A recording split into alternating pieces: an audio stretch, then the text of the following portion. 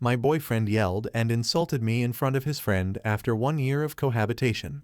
How do I move forward? The morning started like any other. The sun came up and its light sneaked into our apartment, making everything look warm and cozy. I stayed in bed a little longer, enjoying the quiet. Alex, my boyfriend, and I had been living together for a bit more than a year. Alex and I met back in college, and it didn't take long for us to start dating. He was fun, always making me laugh, and really sure of himself, which I liked. But Alex could also get pretty mad sometimes, especially when things didn't go his way. We had argued before, like most couples do, but we always made it right again afterward. Alex was a great guy, but when he got stressed, he could get pretty upset. I knew this about him and tried my best to understand. Today was a big day. Alex's old friend Mark was coming over. Alex had talked about Mark a lot. They had been best friends since they were kids. I was excited to finally meet him. I wanted to make our place feel welcoming for his visit. Our apartment was small but felt just right for us. We had pictures of our trips and fun times hanging up, making it feel like home. I was hoping Mark would feel comfortable here too. I spent the morning getting everything ready. I cooked and cleaned, hoping to make a good impression. But I noticed Alex was acting a bit off. He was quiet and didn't seem like himself. I thought maybe he was just nervous about seeing Mark again after so long. But deep down, I had this feeling that something wasn't right. I tried to ignore it, focusing on getting things ready, not knowing that the day was going to bring a lot more than just a friendly visit. It was going to be a day that would really test me and Alex in ways I never expected.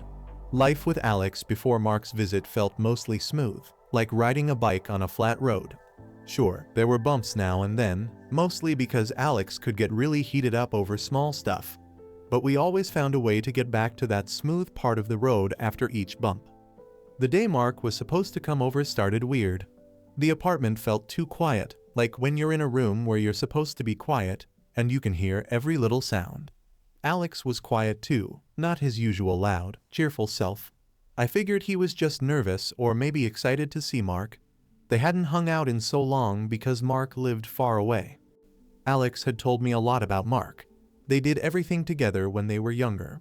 From what Alex said, I pictured Mark as a fun guy, always ready for an adventure. Alex was excited about showing him our place, about having him meet me, and about catching up on old times. The morning Mark arrived, I tried to make everything perfect. I cleaned the house again, even though it was already clean. I made snacks and arranged them nicely on plates. I wanted Mark to feel welcome. But all morning, Alex was off. He was there, but not really there. He was like a balloon that had lost some air, not flat on the ground, but definitely not flying high. When Mark finally showed up, everything changed for a bit. Alex lit up like someone turned his switch back on. They hugged, laughed, and started talking a mile a minute. Mark was just like I imagined, tall, always smiling, and full of energy. Seeing Alex happy made me happy too. We spent the day hanging out, talking, and laughing. Well, they did most of the talking. I felt a bit like I was outside looking in. They had so many stories I wasn't a part of, jokes I didn't get. But it was nice seeing Alex so happy. As the day went on, though, I started to feel more and more like I was actually outside. Alex and Mark got into some serious talking about old times, and sometimes Alex would look at me like he was checking if I was still there. I tried to join in, but it felt like throwing a pebble into a pond and not seeing any ripples. Then things started to feel tense. It wasn't anything big, just little things. Alex would snap at me over small stuff, like if I asked if they wanted more to drink, or he'd make a big deal if I laughed too loud, or if I didn't get one of their jokes. It felt like he was picking on me, but in front of Mark, I tried to just let it slide off my back. I didn't want to ruin the day. But as the sun started to set, I could feel something big was about to happen. It was like the air before a thunderstorm, all heavy. We were all sitting around the room, getting darker, and that's when it happened. Alex turned on me over something so small, I can't even remember what it was now. But his words were big and sharp. They cut right through me, and I couldn't hold back the tears. I ran to our bedroom, feeling like I was in a bad dream. I lay there on our bed, crying and trying to understand what just happened. Why did Alex get so mad? Why in front of Mark? It felt like everything was broken, and I didn't know if we could fix it. Lying there, I realized that this was more than just a bad day. It was a sign that something wasn't right between me and Alex. We needed to talk, really talk about everything. But first, I had to get through the night. The night crept in, suffocating me in its heavy silence. I retreated to my sanctuary, the bedroom, where my sobs echoed off the cold walls. Curling up on the bed, I sought solace in the darkness, tears streaming down my cheeks and soaking the pillow. How could this be? I screamed silently. Alex, the man I love, the man I share my life with, how could he say such cruel words? The pain of betrayal pierced my heart like a sharp knife. Weak rays of light filtered through the window, casting faint shadows on the photos hanging on the wall. Memories of our happy times together. Now they seemed to mock me, a reminder of a happiness that felt like a distant past. The warmth, the laughter, the gentle hugs, all of it vanished, leaving behind an endless void. The small bedroom, once our safe haven, felt suffocating and alien. Throughout the night, I tossed and turned, my mind racing with thoughts of Alex's words. Why was he so angry? What did I do wrong? The more I thought, the more trapped I felt. Sleep evaded me, leaving me only with haunting questions and a dull ache in my heart. The next morning, I left the bedroom. The apartment was silent. Alex wasn't there. He must have left early, maybe to avoid talking about what happened. The quiet felt like a relief and a weight all at once. I made myself some tea, the warm mug in my hands a small comfort. I sat at our little kitchen table, staring out the window, lost in thought. I replayed the incident over and over in my head, trying to make sense of it. How did we get here? How did a simple day turn into a night that felt like it might change everything? The questions kept coming, but the answers were nowhere to be found.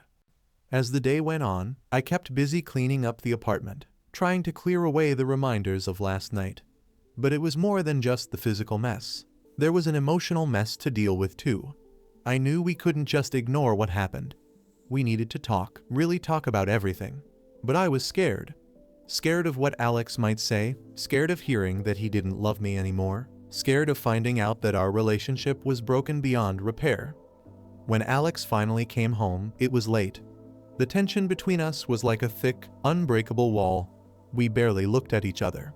Dinner was a silent affair, both of us lost in our own thoughts. The silence was loud, filled with all the things we weren't saying. After dinner, I couldn't take the silence anymore. I needed to know where we stood. Alex, we need to talk, I said, my voice trembling. What do you want to talk about? Alex replied, his eyes dry. About last night, I said, my voice trembling. Why did you say those things to me? What did I do to disappoint you? Alex avoided my gaze. You kept interrupting our conversation. You weren't really interested in what Mark was saying. That's not true, I retorted. I was trying to participate, but you made me feel like I didn't belong. Tears welled up in my eyes again. Seeing this, Alex sighed. I know I behaved terribly. There's no excuse for the way I treated you. Finally, he acknowledged his mistake.